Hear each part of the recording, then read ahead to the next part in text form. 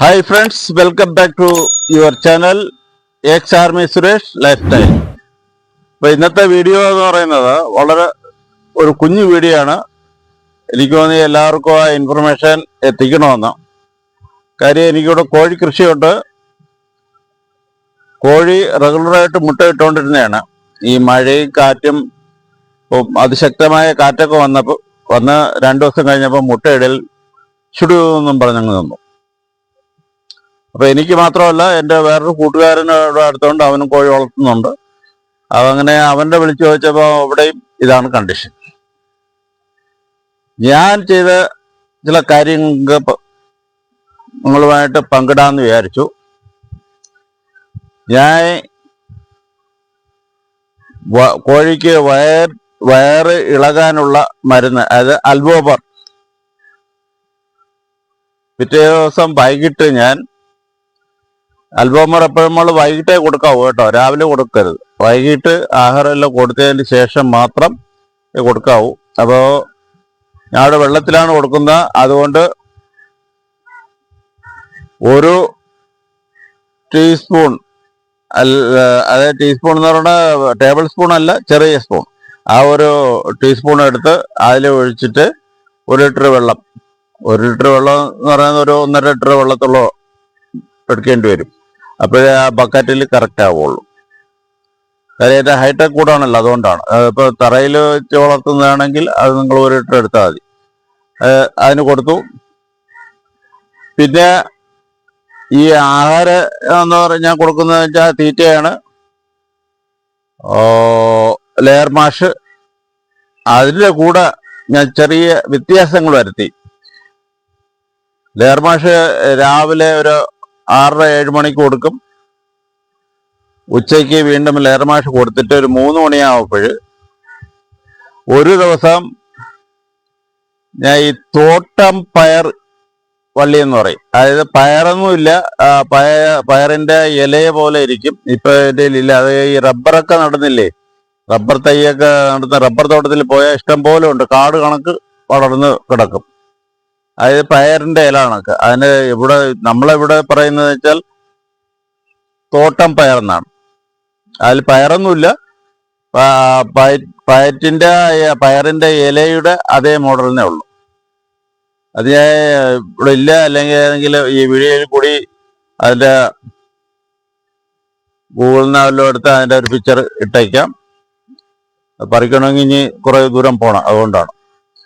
പിന്നെ ഞാൻ കൊടുത്ത ഇല നമ്മളെ പപ്പായ, ചില സ്ഥലത്ത് ഓമയ്ക്ക എന്ന് പറയും, നമ്മളെ തിരുവനന്തപുരം ഭാഷയിൽ പപ്പായ, വടക്കോട്ടൊക്കെ പോയ പപ്പീത എന്ന് പറഞ്ഞ ഹിന്ദി, ഇതൊക്കെയാണ്. അപ്പം അതിൻ്റെ ഇല അരിഞ്ഞു കൊടുക്കുക. പിന്നെ ഞാൻ കൊടുത്തത് കേസരി.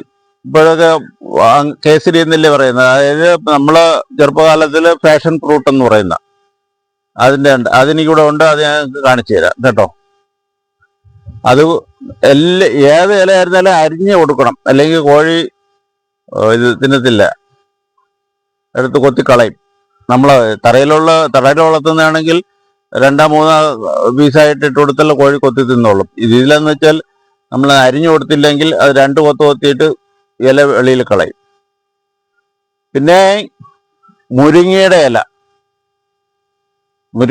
ഞാൻ ഇവിടെ അരിഞ്ഞാണ് കൊടുത്തത്. നിങ്ങൾ അങ്ങനെ സൗകര്യം അല്ലെങ്കിൽ അരച്ചിട്ട് തീറ്റയിൽ കൂടെ മിക്സ് ചെയ്ത് കൊടുക്കാം. തീറ്റ ഇടുന്ന സമയത്ത് അതിൽ കൂടെ മിക്സ് ചെയ്തും കൊടുക്കാം. അപ്പം ഇങ്ങനെയൊക്കെയുള്ള ഇലകളാണ് ഞാൻ കൊടുത്തത്. ഇപ്പോൾ ഒരാഴ്ച മുട്ടയിടാതെ നിന്ന് ഇപ്പോൾ 2 ദിവസം കൊണ്ട് മുട്ടയിട്ട് തുടങ്ങി. ആദ്യത്തെ ദിവസം ഒരു മുട്ട കുറവായിരുന്നു, 9 മുട്ട കിട്ടിയുള്ളൂ. എനിക്കിവിടെ 18 കോഴിയാണ്, പിടക്കോഴി. 9 മുട്ട കിട്ടിയുള്ളൂ. ഇന്നലെ ഇമ്പ്രൂവ് ആയി, ഇന്നലെ ഒരു 15 മുട്ട കിട്ടി. ഇന്ന് ഞാൻ ഒരു 13 മുട്ടകളെടുത്ത്, ബാക്കി ഞാൻ നോക്കിയില്ല. എപ്പോഴും നോക്കാം, അപ്പോഴും നമുക്കറിയാം. ഇപ്പൊ ഈ കാര്യങ്ങൾ ശ്രദ്ധിക്കുക. പിന്നെ ഒരു കാര്യം കൂടെ പറയാൻ മറന്നുപോയി. ഇതിനിടയ്ക്ക് എൻ്റെ കൂട്ടുകാരെ എന്ത് ചെയ്തു, ഞാൻ അവൻ്റെ പറഞ്ഞു, കോഴിയെ പിടിച്ച് കൊല്ലരുത്, ഇത് കാലാവസ്ഥയുടെ വ്യതിയാനമൊക്കെയാണ്, നീ ഇതേപോലുള്ള തീറ്റകളൊക്കെ മാറ്റി, ഞാൻ പറഞ്ഞ ഈ ഇലയൊക്കെയാണ് ഞാൻ കൊടുക്കുന്നത്, ഒന്ന് കൊടുത്തു പോകും. അതൊന്നും വിശ്വസിച്ചില്ല. അവൻ 2 കോഴി അവൻ്റെ വീട്ടിലങ്ങോട്ട് ഗസ്റ്റ് വന്നെന്ന് പറഞ്ഞ് അവൻ 2 കോഴി കൊന്നു. ഏതായാലും അവൻ്റെ വീട്ടിൽ കൊന്നുകൊണ്ട് അവൻ മനസ്സിലാക്കി കോഴിയെ കൊന്ന് അതിൻ്റെ പരിപാടിയൊക്കെ ചെയ്തു വന്നപ്പോൾ അതിൻ്റെ വയറ്റിനകത്ത് നിറച്ച് മുട്ട. അതുകൊണ്ട് ദയവ് ചെയ്ത് ഇങ്ങനെ ഒരാഴ്ചയുള്ള മുട്ട ഇടാതെ വന്നു കഴിഞ്ഞാൽ ആരും പിടിച്ച് കോഴിയെ കൊല്ലരുത്. ഇതാണ് കാര്യം. ഈ കോഴി എന്ന് പറഞ്ഞാൽ ഭയങ്കര പേടിയുള്ളവരാണ്. ഭയങ്കരമായ കാറ്റും അതൊക്കെ വന്നു കഴിഞ്ഞാൽ അത് ആകെ പേടിച്ചു കോഴി. അങ്ങനെ ഒരു പൂച്ചയോ പട്ടിയോ വല്ല പോയാൽ തന്നെ കോഴിയുടെ നിന്ന് വിളി തുടങ്ങും. നിങ്ങൾക്ക് കോഴി വളർത്തിയിട്ടുള്ളവർക്കും വളർത്തുന്നവർക്കും അതിനെപ്പറ്റി അറിയാം. അപ്പോൾ നിങ്ങളിങ്ങനെ അധികങ്ങളൊന്നും കാണിച്ചളയരുത്. എനിക്കിപ്പം ഒരാഴ്ച ഈ കാലാവസ്ഥയുടെ എന്തോ ആയിരുന്നാലും ഞാൻ അതിനെ വേറെ ഇളകാനുള്ള മരുന്ന് കൊടുത്തു. പിന്നെ ഞാൻ ഈ പറഞ്ഞ ഇലകളെല്ലാം അരിഞ്ഞു കൊടുത്തു. ഇപ്പം റെഗുലറായിട്ട് 3 ദിവസം കൊണ്ട് മുട്ടയിടുന്നു. ഇന്നത്തെ കൊണ്ട് നോക്കാണ്ട് ഇന്നലെ 15 മുട്ട കിട്ടി. അപ്പം ഏതായാലും 15 മുട്ട കുറയാതെ കിട്ടും. നേരത്തെ ഒരു 13 മുട്ടയോളം എടുത്തിട്ടുണ്ട്. ബാക്കി എത്ര മുട്ട കിട്ടുമെന്ന് ഇപ്പൊ നമുക്ക് നോക്കാം. അപ്പൊ ഇത്രയൊക്കെയാണ് ഇത്. ഇനി നമുക്ക് നേരെ കോഴി എത്ര മുട്ട ഇട്ടെന്നും കൂടെ നോക്കാം. ഓക്കെ, ഈ ഭാഗത്തുള്ള കോഴിയൊക്കെ ആണ് നേരത്തെ മുട്ട ഇട്ടത്. ഇവിടെ കംപ്ലീറ്റ് ആയി. ഇപ്പൊ ഇത് മുട്ടയൊന്നുമില്ല. മറുവശത്ത് നോക്കാം. കോഴിക്കൂട് എപ്പോഴും നീറ്റ് ആൻഡ് ക്ലീൻ ആയിട്ട് സൂക്ഷിക്കുക. എന്നും താഴ്വശം മരപ്പൊടിയൊക്കെ ഇട്ട് നല്ല വൃത്തിയാക്കുക. വെള്ളം കൊടുക്കുന്ന ബക്കറ്റെല്ലാം നല്ല ക്ലീൻ ചെയ്ത് ഡെയിലി നല്ല വൃത്തിയാക്കിയതിന് ശേഷം പുതിയ വെള്ളം നിറച്ച് കൊടുക്കുക. മരുന്നുകൾ കൃത്യമായിട്ട് കൊടുക്കണം. മാസത്തിൽ 1 പ്രാവശ്യം അൽബോമർ. പിന്നെ കോഴി ആഹാരം എടുക്കാതെ തൂങ്ങി നിൽക്കുകയാണെങ്കിൽ ലിനക്സ് കൊടുക്കണം. പിന്നെ കാൽസ്യം ഞാൻ ഇവിടെ ഓസോമിനാണ് കൊടുക്കുന്നത്. ഓസോമിന് കൊടുക്കാം. അതല്ല എങ്കിൽ നിങ്ങൾക്ക്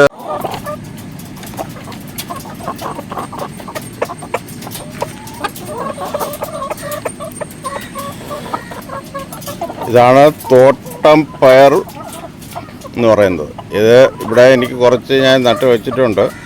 ഇത് റബ്ബർ തോട്ടത്തിലൊക്കെ ഇഷ്ടം പോലെ കാണും കേട്ടോ. റബ്ബർ തോട്ടത്തിൽ ഇത് കാട് കണക്ക് ഇങ്ങനെ പടർന്നു പിടിക്കും. ഇവിടെ 2-3 വള്ളി കൊണ്ടുവന്ന് നട്ടതാണ്. കാണിച്ചു തരാം. അപ്പോൾ ഇത് നേരത്തെ ഒരു 13 മുട്ടയോളം കിട്ടി. ഇപ്പോൾ ഇത് 4 മുട്ടയുണ്ട്. 1 2 17 മുട്ടയായി. ഒരു കോഴിയും കൂടെ ചിലപ്പം മുട്ട പിന്നീട് ഇടുമായിരിക്കും. അപ്പോൾ ഏതായാലും മെനഞ്ഞാന്ന് 9 മുട്ട, ഇന്നലെ 15, ഇന്ന് 17 മുട്ടയാണ്. തോട്ടംപള്ളിയുടെ അവിടെ ഒരു മൂടുണ്ട്, കാണിച്ചു തരാം. നിങ്ങൾ കണ്ടിട്ടുണ്ട്, ഈ റബ്ബർ തോട്ടത്തിലുണ്ട് കേട്ടോ. ഇത് ആ കൂട് എപ്പോഴും നല്ല വൃത്തിയായിട്ട് സൂക്ഷിക്കുക. പിന്നെ കോഴി വല്ല തൂങ്ങിയോ വല്ല നിൽക്കുകയാണെങ്കിൽ അതിന് ലിക്സൺ ആ പൗഡർ ഉണ്ടല്ലോ, 1/2 ടീസ്പൂൺ എടുക്കുക. 1 ലിറ്റർ വെള്ളത്തിൽ കലക്കി നമ്മൾ കുടിക്കുന്ന ബക്കറ്റിൽ ഒഴിച്ചു കൊടുത്തു മതി. അപ്പൊ പനിയുടെ മരുന്നാവും. പിന്നെ Li52 കൊടുക്കണം. അതേപോലെ കാൽസ്യത്തിന് വേണ്ടി ഞാൻ അവിടെ കൊടുക്കുന്ന ഓസോമിനാണ്. അപ്പോൾ നിങ്ങൾ ഓസോമിൻ അത് 20 ml മതി 1 ലിറ്റർ വെള്ളത്തിൽ, അത് ഒഴിച്ച് കൊടുക്കുക. ഇങ്ങനെ റുട്ടീനായിട്ട് മരുന്നുകൾ കൊടുത്തുകൊണ്ടിരിക്കുക. അപ്പോൾ ലിക്സൺ മരുന്ന് പനിക്ക് കൊടുക്കപ്പം കുറഞ്ഞ ഒരു 5 ദിവസമെങ്കിലും അത് കൊടുക്കണം കേട്ടോ.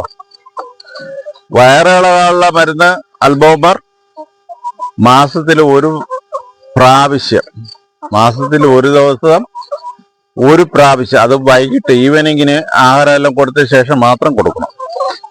ബാക്കി എല്ലാ മരുന്നുകളും നിങ്ങൾ റെഗുലറായിട്ട് കുടിക്കുന്ന വെള്ളത്തിൽ ഒഴിച്ചിരുന്നാൽ മതി. അപ്പം അത് കുടിച്ചോളും. ഓക്കെ,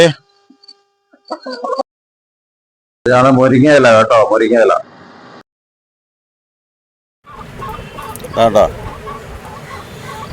ഒരു മൂട് ഞാൻ പേരിന് വേണ്ടി കൊണ്ട് നട്ടിരിക്കുകയാണ്. റബ്ബർ തോട്ടത്തിൽ ഇഷ്ടം പോലെ കിടക്കും. തോട്ടം പയർ എന്നാണ് പറയുന്നത്. ഇതിൽ പയറൊന്നുമില്ല, പയറിൻ്റെ ഇല കണക്കാണ് ഏകദേശം. പാഷൻ ഫ്രൂട്ട് അഥവാ കേസരി ഇല. ഇത് നമ്മളെ പപ്പായ ഇല കേട്ടോ. ഇതെല്ലാം നല്ലപോലെ അരിഞ്ഞു കൊടുക്കുക. ഇതാണ് മഷിത്തണ്ട് കേട്ടോ. ഞാൻ ഈ ഇലയും കൊടുക്കുന്നുണ്ട്. മഷിത്തണ്ട് നമ്മൾ പണ്ട് കാലത്ത് സ്റ്റേറ്റിലൊക്കെ ഒരുക്കുന്ന സാധനമാണ്. ഇതാണ് മഷിത്തണ്ട്. ഇതും കോഴി നല്ലതുപോലെ കഴിക്കും. കോഴിക്ക് ഇത് ജലാംശമുണ്ട്. കോഴിക്ക് നല്ല ഒരു വൈറ്റമിൻ കിട്ടുന്ന ചെടിയാണ്. അപ്പോൾ ഇതും നിങ്ങൾക്ക് വീട്ടിലുണ്ടെങ്കിൽ കൊടുക്കുക. ഹായ് ഫ്രണ്ട്സ്, അപ്പോൾ നിങ്ങൾ വീഡിയോ എല്ലാം കണ്ടല്ലോ. വീഡിയോ ഇഷ്ടപ്പെട്ടു കഴിഞ്ഞാൽ തീർച്ചയായിട്ടും നിങ്ങളുടെ വിലയേറിയ അഭിപ്രായങ്ങളും നിർദ്ദേശങ്ങളും അറിയിക്കുക. ആദ്യമായിട്ടാണ് നിങ്ങൾ കാണുന്നതെങ്കിൽ ചാനലിനെ സപ്പോർട്ട് ചെയ്ത് സബ്സ്ക്രൈബ് ചെയ്ത് ബെൽ ബട്ടൺ അമർത്തി കഴിഞ്ഞാൽ ആളെന്നുള്ള ഓപ്ഷൻ കൂടി അമർത്തി കഴിഞ്ഞാൽ ഞാൻ വീഡിയോ അപ്ലോഡ് ചെയ്യുമ്പോൾ അപ്പോൾ തന്നെ കിട്ടുന്നതായിരിക്കും. Thank you, bye, see you next video. നിങ്ങളുടെ സ്വന്തം സുരേഷ് ആനാടൻ.